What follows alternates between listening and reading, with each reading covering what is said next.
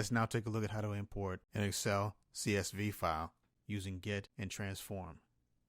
Click on the Data tab, then click on From Text CSV in the Get and Transform Data group. The Import Data dialog box will appear. Double-click on the Excel CSV file. Click on Transform Data. Click on the Remove Rows down arrow, then double-click on Remove Blank Rows. Click on the Remove Rows down arrow again, then click on Remove Top Rows. Under Number of Rows, input the number 1, then click OK. Go to the Transform group, then click on Use First Row as Headers.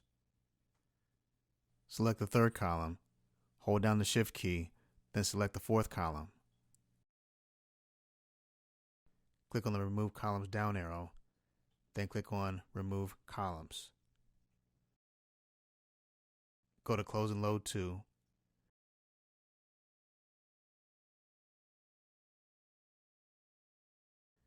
Let's click the table setting, and this time let's use the New Worksheet option and click OK.